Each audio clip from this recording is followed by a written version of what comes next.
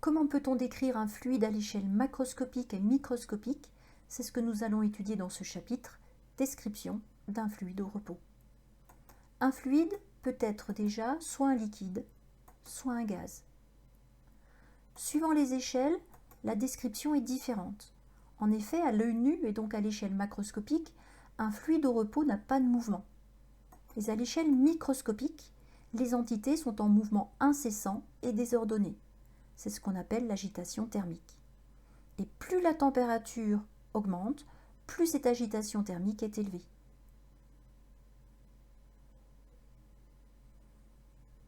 Inversement, si on diminue la température, l'agitation est de plus en plus faible. Et si on diminue la température, on peut théoriquement atteindre le zéro absolu, soit 0 Kelvin. Les entités doivent être, dans ce cas, immobiles. En fait, c'est la plus petite température permise et en réalité, on ne peut que s'en approcher. Elle correspond à moins 273 degrés Celsius.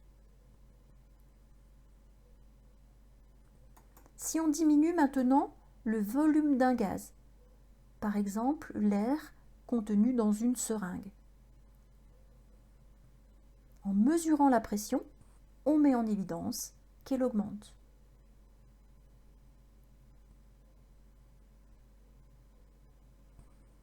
À l'échelle microscopique, c'est-à-dire si on visualise les entités contenues dans le gaz, donc dans l'air emprisonné dans la seringue ici.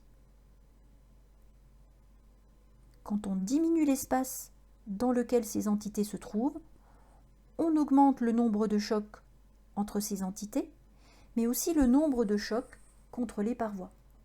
Voilà pourquoi la pression augmente. Si on s'intéresse maintenant à des entités à l'état liquide, comme l'eau, on observe qu'elles sont très proches les unes des autres.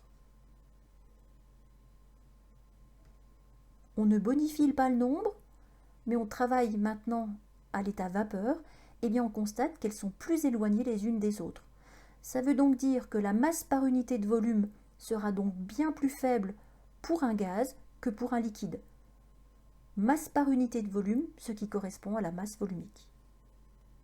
Si on récapitule, eh bien, à l'agitation des entités microscopiques, on associe la grandeur macroscopique, température.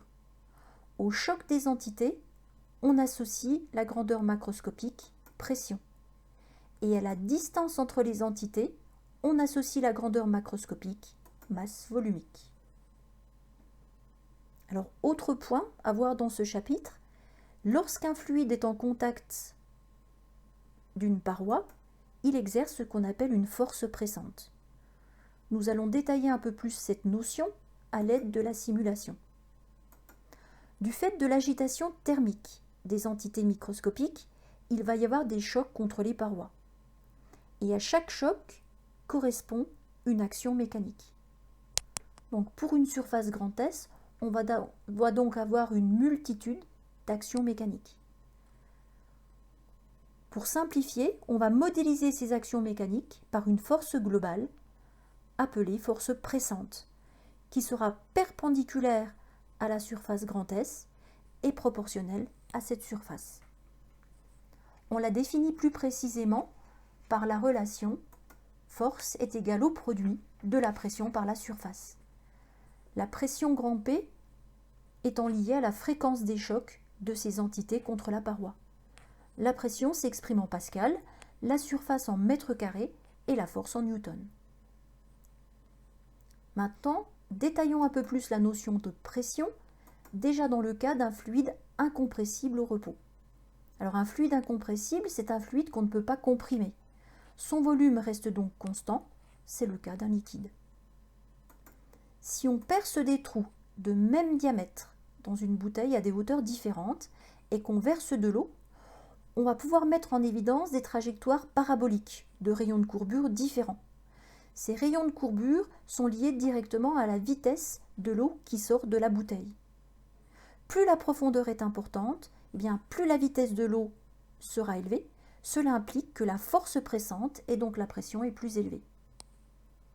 On peut confirmer ce résultat en mesurant la pression au sein d'un liquide.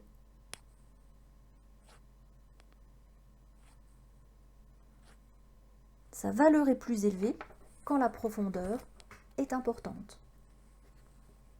On peut alors définir ce qu'on appelle la loi fondamentale de la statique des fluides. Alors que dit-elle, cette loi? Eh bien, deux points grand A et grand B, situés dans un même liquide à des profondeurs différentes, sont à des pressions différentes, telles que la différence des pressions est proportionnelle à la différence de la profondeur. Le facteur de proportionnalité correspond au produit ρ, la masse volumique du liquide, fois G, l'intensité du champ de pesanteur. Intéressons-nous maintenant à la pression dans un gaz au repos, avec notamment la loi de Boyle-Mariotte.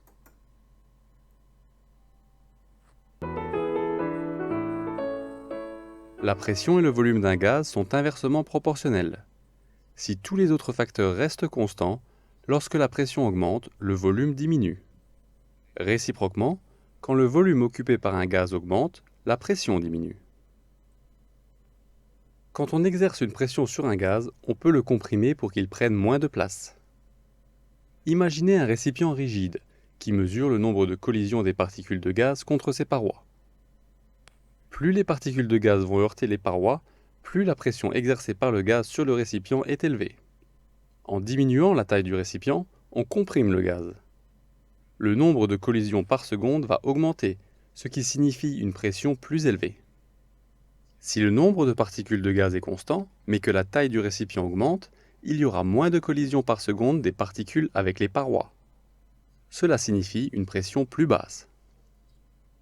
Robert Boyle et Edmé Mariotte ont démontré la relation entre la pression et le volume d'un gaz. Selon la loi de Boyle-Mariotte, à température constante, le volume d'une masse gazeuse est inversement proportionnel à la pression. P est proportionnel à 1 sur V.